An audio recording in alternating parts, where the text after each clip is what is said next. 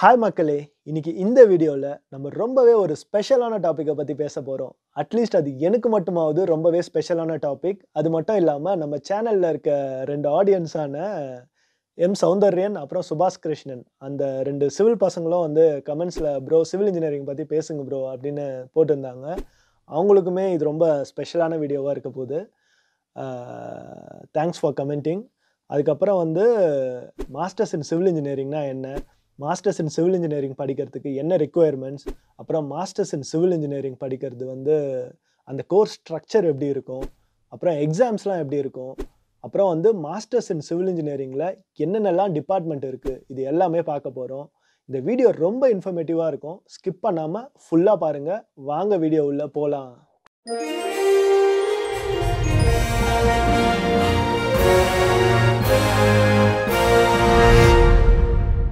First masters in civil engineering.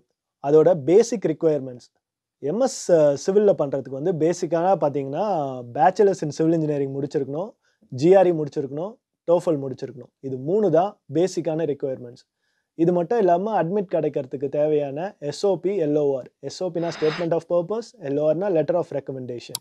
இந்த 2த்தையும் பத்தி நம்ம ஃபியூச்சர் வீடியோஸ்ல பார்ப்போம். ஆனா இன்னைக்கு வந்து இத பத்தி தெரிஞ்சுக்கோங்க. ஆக மொத்தத்துல வந்து இந்த பேசிக் ரிக்வயர்மெண்ட்ஸ் என்னன்னு இப்ப நம்ம பார்த்துட்டோம். அதுக்கு அடுத்ததா மாஸ்டர்ஸ் இன் சிவில் இன்ஜினியரிங். இதுல என்னென்னலாம் டிபார்ட்மெண்ட்ஸ் இருக்குன்னு பார்க்கலாம். ஏன்னா வந்து பேச்சுலர்ஸ் மாரி மாஸ்டர்ஸ்ல வந்து காமனா ஜெனரலா சிவில் இன்ஜினியரிங் எடுத்து படிக்க முடியாது. மாஸ்டர்ஸ் எடுக்கும்போதே ஒரு ஸ்பெஷலைசேஷன் வந்து நீங்க சூஸ் பண்ணணும். அதாவது ஒரு டிபார்ட்மெண்ட்ட சூஸ் பண்ணணும். சிவில் கீழ. அந்த சிவில் கீழ வந்து கன்ஸ்ட்ரக்ஷன் மேனேஜ்மெண்ட் இருக்கு. Masters in construction management. அதுக்கப்புறம் சிஇஎம்னு ஒண்ணு இருக்கு. Construction engineering and management. அப்புறம் ஸ்ட்ரக்சரல் இன்ஜினியரிங். அடுத்தது வந்து environmental engineering, water resource engineering, அப்புறம் பிரிட்ஜ் இன்ஜினியரிங், அப்புறம் வந்து ஜியோ டெக்னிக்கல் இன்ஜினியரிங். இந்த மாரி வந்து நெறைய டிபார்ட்மெண்ட்ஸ் இருக்கு. இப்ப நான் சொன்ன டிபார்ட்மெண்ட்ஸ் வந்து முக்காவாசி நெறைய காலேஜ்ல அவைலபிளா இருக்கும். சிவில் இன்ஜினியரிங்கே பொதுவா பார்த்தீங்கன்னா, ஒரு 100 காலேஜ் இருக்குன்னா, அதுல ஒரு 50, 60 காலேஜ்ல தான் அவைலபிளா இருக்கும். கம்ப்யூட்டர் சயன்ஸ் 100 காலேஜ்லயும் இருக்கும். ஆனா சிவில் இன்ஜினியரிங் எல்லா காலேஜ்லயும் இருக்காது. ஆனா கிடைக்கிற எல்லா காலேஜ்லயும் இந்த முக்காவாசி ஸ்பெஷலைசேஷன் அவைலபிளா இருக்கும். இப்ப வந்து நான் ஏற்கனவே வந்து இவ்ளோ ஸ்பெஷலைசேஷன் சொன்னேன். இந்த ஸ்பெஷலைசேஷன்ல எது ஈஸின்னு நான் டாப்ல இருந்து ஆக்சுவலா நான் பாட்டம்ல இருந்து வரேன். ஹார்டஸ்ட்ல இருந்து வரேன். சிவில் எடுத்தீங்கனாலே ஸ்ட்ரக்சரல் இன்ஜினியரிங் தான் ரொம்ப கஷ்டம். நம்ப வந்து ஸ்ட்ரக்சரல் இன்ஜினியர் தான். ஆனா வந்து கால்குலேஷன்ஸ், டெரிவேஷன்ஸ் இந்த மாரிலாம் உங்களுக்கு அலர்ஜி அப்டின்னா, மாஸ்டர்ஸ் இன் ஸ்ட்ரக்சரல் இன்ஜினியரிங் வேணாம். ஏன்னா, அது கொஞ்சம் கஷ்டமான சப்ஜெக்ட். அதுக்கு அடுத்தது வந்து கொஞ்சம் ஈஸி அப்டின்னு பார்த்தீங்கன்னா, இந்த பிரிட்ஜ் இன்ஜினியரிங் கொஞ்சம் ஈஸியா இருக்கும். அதுக்கப்புறம் வாட்டர் ரிசோர்ஸ், டிரான்ஸ்போர்ட்டேஷன்லாம் கொஞ்சம் ஈஸியா இருக்கும். அதுக்கப்புறம் பார்த்தீங்கன்னா, ஜியோ டெக்னிக்கல் அடுத்த லெவல்ல கொஞ்சம் ஈஸியா இருக்கும். அது எல்லாத்தையும் தாண்டி பார்த்தீங்கன்னா, இந்த மாஸ்டர்ஸ் இன் கன்ஸ்ட்ரக்ஷன் மேனேஜ்மென்ட்ன்னு ஒரு கோர்ஸ் இருக்கு. அதுக்கப்புறம் கன்ஸ்ட்ரக்ஷன் என்ஜினியரிங் அண்ட் மேனேஜ்மென்ட்ன்னு ஒரு கோர்ஸ் இருக்கு. இது ரொம்பவே ஈஸியான ஒரு கோர்ஸு. ஏன்னா வந்து உங்களுக்கு தியரி நல்லா வரும். அதுவும் இல்லாம பிராக்டிகலா நான் படிக்கணும், பிராக்டிகலா கான்செப்ட்ஸ் படிக்கணும் அப்டின்னா, நீங்க மாஸ்டர்ஸ் இன் கன்ஸ்ட்ரக்ஷன் மேனேஜ்மென்ட்டோ, இல்ல கன்ஸ்ட்ரக்ஷன் என்ஜினியரிங் அண்ட் மேனேஜ்மென்ட்டோ எடுக்கலாம். அது மட்டும் இல்லாம, நீங்க இதுல எதனா ஒரு டிபார்ட்மெண்ட்ட வந்து எதனா ஒரு ஸ்பெஷலைசேஷன இந்த சிவில் டிபார்ட்மெண்ட்ல செலக்ட் பண்ணிட்டீங்கன்னு வச்சுக்கோங்களேன். இப்ப என் எக்ஸாம்பிள் எடுத்துக்கலாம். அமெரிக்கா வரும்போது நான் எம்சிஎம் தான் அட்மிட் வாங்கிட்டு வந்தேன். யூனிவர்சிட்டி ஆஃப் டெக்சாஸ் அட் ஆர்லிங்டன்ல மாஸ்டர்ஸ் இன் கன்ஸ்ட்ரக்ஷன் மேனேஜ்மென்ட்க்கு அட்மிட் வாங்கியிருந்தேன். ஆனா நான் அப்புறம் இங்க வந்து ஒரு 2, 3 நாள் கழிச்சு ஆக்சுவலா அமெரிக்கா வந்து 2, 3 வாரம் கழிச்சு கிளாஸ் ஆரம்பிச்சு ஒரு 3 டேஸ் கழிச்சு நான் எம்சிஎம்லேருந்து ஸ்ட்ரக்சரல் இன்ஜினியரிங்க்கு மாறுனேன்.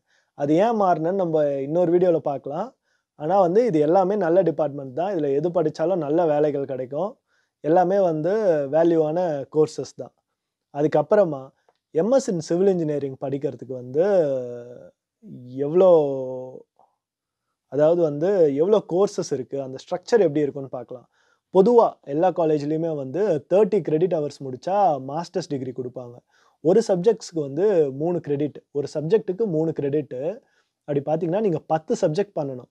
ஒரு செமஸ்டர்ல வந்து ஈஸியா 3 சப்ஜெக்ட் பண்ணலாம். அதாவது மினிமமாவே நீங்க 3 சப்ஜெக்ட் பண்ணியே ஆகணும், சம்மர தவிர. அப்படி பார்த்தீங்கன்னா, ஒரு செமஸ்டருக்கு 3 சப்ஜெக்ட் பண்ணீங்கன்னா, முதல் செமஸ்டர்ல 3 சப்ஜெக்ட், 2வது செமஸ்டர்ல 3 சப்ஜெக்ட், அதுக்கப்புறம் 3வது செமஸ்டரில் 3 சப்ஜெக்ட்டு, 4வது செமஸ்டரில் ஒரே சப்ஜெக்ட். 4வது செமஸ்டரில் இன்டர்ன்ஷிப் கிடச்சிடுச்சுன்னா, நீங்கள் இன்டர்ன்ஷிப் வாங்கிட்டு அந்த சப்ஜெக்டை ஆன்லைனில் எடுத்து படிக்கலாம். அப்படி கிடைக்கலன்னா, அந்த ஒரு சப்ஜெக்ட் படிச்சுக்கிட்டே நீங்கள் வேலை தேடலாம். ஆக மொத்தத்தில் 10 சப்ஜெக்ட்டு, அதில் வந்து 4 கோர் சப்ஜெக்ட்ஸ் இருக்கும். மீதி 6 வந்து எலெக்டிவ்ஸாக இருக்கும். நம்ம தனித்தனியாக ஒரு டிபார்ட்மெண்ட்டை பற்றியும் பார்க்கும்போது, எந்தெந்த அதாவது டிபார்ட்மெண்ட்டில் சிவில் டிபார்ட்மெண்ட் கீழே இருக்க ஒரு ஸ்பெஷலைசேஷனை பற்றியும் தனித்தனியாக வீடியோ பார்க்கும்போது, அப்போ வந்து நான் ஒரு ஸ்பெஷலைசேஷன்லேயும் என்னென்ன கோர்ஸ் இருக்கும், எவ்வளோ எலெக்டிவ்ஸு, எவ்வளோ கோரு, அதை பற்றிலாம் சொல்கிறேன். ஆனால் பொதுவாக வந்து எல்லாத்துக்குமே வந்து 10 சப்ஜெக்ட் தான் இருக்கும். அடுத்ததா மாஸ்டர்ஸ் இன் சிவில் இன்ஜினியரிங் படிக்க எவ்வளோ செலவாகும்னு பார்க்கலாம். ஏற்கனவே சொல்லியிருந்த மாதிரி ஒரு சப்ஜெக்ட் வந்து ஒரு சப்ஜெக்ட்டுக்கு இவ்வளோ காசுன்னு சொல்லுவாங்க. இப்போ வந்து அது காலேஜை பொறுத்து மாறும். இப்போ நான் படித்தப்போ யூனிவர்சிட்டி ஆஃப் டெக்ஸஸ் அட் ஆர்லிங்டனில் ஒரு செமஸ்டருக்கு ஒரு சப்ஜெக்ட்டுக்கு ஆக்சுவலாக ஒரு சப்ஜெக்ட்டுக்கு வந்து $3000 ஆகும். அப்படி பார்த்தீங்கன்னா 3 சப்ஜெக்ட்டுக்கு வந்து $9000 ஆகும். ஆக மொத்தத்தில் வந்து ஒரு செமஸ்டர் படிக்கிறதுக்கு வந்து ஃபீஸ் வந்து ஒரு இன்சூரன்ஸ்லாம் சேர்த்து ஒரு $10,000 வரைக்கும் ஆகும். 3 செமஸ்டர் நீங்கள் கணக்கு போட்டுக்கோங்களேன். மினிமமாக $30,000 ஆகும். நான் படித்த காலேஜ்லேயே இப்போ வந்து ஃபீஸ் அதிகமாகிடுச்சின்னு கேள்விப்பட்டேன். 30,000க்கு பதிலாக ஒரு $36,000 ஆகும் இந்த 3 செமஸ்டர் முடிக்கிறதுக்கு. நீங்கள் 4வது செமஸ்டரில் வந்து இன்டர்ன்ஷிப் கிடச்சிடுச்சுன்னா சம்பளம் வாங்கிட்டே நீங்கள் இந்த ஃபீஸை அடைச்சிடலாம். ஸோ வந்து மொத்தமாக இந்த மாஸ்டர்ஸ் இன் சிவில் இன்ஜினியரிங் படிக்கிறதுக்கு 10 சப்ஜெக்ட்டு. நீங்கள் போகிற இடம் பொறுத்து இது எப்படி பார்த்தாலும் ஒரு $30,00,000 ஒரு $50-60 லட்ச ரூபாய் வரைக்கும் ஆகலாம். டெக்ஸஸில் பண்ணிங்கன்னா முக்கால்வாசி 30,000,000 40 லட்சம் ஆகும்.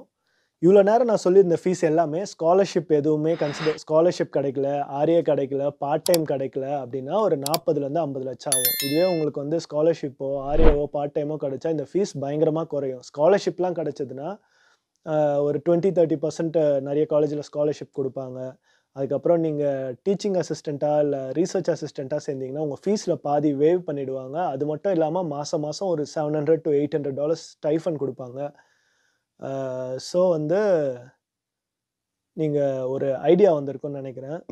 So masters in civil engineering அந்த சப்ஜெக்ட் எப்படி இருக்கும், அந்த சப்ஜெக்டோட ஸ்ட்ரக்சர் என்ன, அதுக்கு ரிக்குவயர்மெண்ட்ஸ் என்ன, அதுக்கு எவ்வளோ செலவாகும், அதை பற்றிலாம் இந்த வீடியோவில் நம்ம பார்த்துருப்போம்.